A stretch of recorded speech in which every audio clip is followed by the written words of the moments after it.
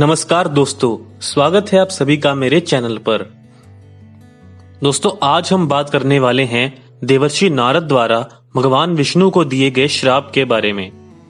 देवर्षि नारद भगवान विष्णु के अनन्य भक्त हैं। भगवान विष्णु को भी नारद अत्यंत प्रिय हैं।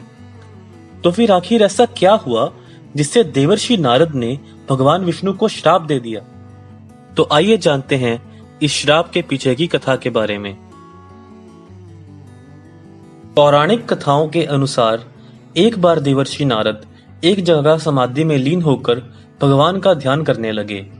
उनके इस तप से देवराज इंद्र का आसन हिलने लगा। इंद्र ने चिंतित होकर नारद की समाधि भंग करने के लिए कई प्रकार के प्रयत्न किए, किंतु नारद का ध्यान भंग नहीं हुआ। अंत में उन्होंने देवर्षि नारद की समाधि भंग करने के लिए कामदेव को भेजा, लेकिन कामदेव भी उनकी समाधि भंग नहीं कर सके। जब देवर्षि नारद समाधि से उठे तो उन्हें इस बात का ज्ञान हो गया कि इंद्र ने उनकी समाधि भंग करने के लिए कामदेव को भेजा था।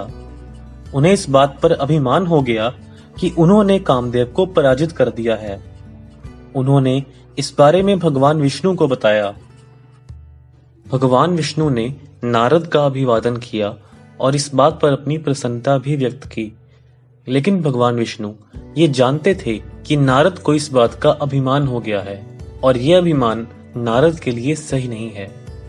उन्होंने नारद के इस अभिमान को तोड़ने के लिए एक बहुत ही सुंदर नगर की रचना की।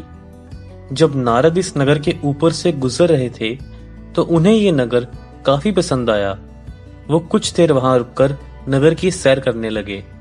तभी उस नगर के राजा शीलनिधि ने देवर्षि नारद को देखा और जाकर उन्हें प्रणाम किया।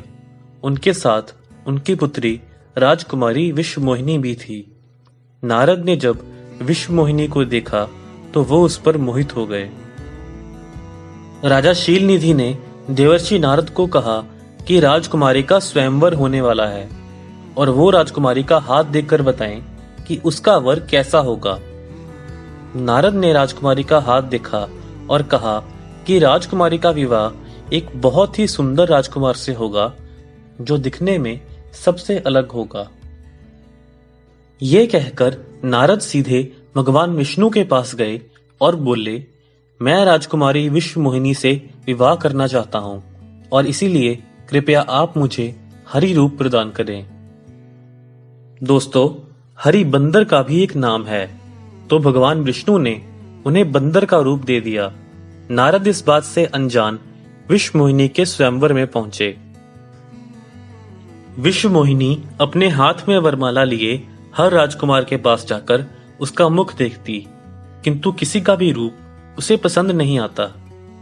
जब वो नारद के पास गई तो उनका वानर का मुख देखकर उसे हंसी आ गई और वो वरमाला लिए आगे बढ़ गई। भगवान विष्णु स्वयं भी उस स्वयंवर में पहुंचे थे। विश्वमोहिनी ने उनके गले में वरमाला डाल दी। इस बात पर नारद को बहुत आश्चर्य हुआ। उन्होंने विश्वमोहिनी से कहा कि स्वयंवर में सबसे सुंदर रूप उनका है, इसीलिए विश्वमोहिनी को उनके गले में ही वरमाला डालनी चाहिए। ये सुनकर सब लोग हंसने लगे। तब नारद ने दर्पण में अपना मुख देखा। अपना वानर का मुख देखकर उन्हें क्रोध आ गया और उन्होंने भगवान विष्णु को श्राप दे दिया कि उन्हें धरती पर मानव के रूप में जन्म लेना होगा और तब मुसीबत में उन्हें वानरों की ही सहायता लेनी पड़ेगी।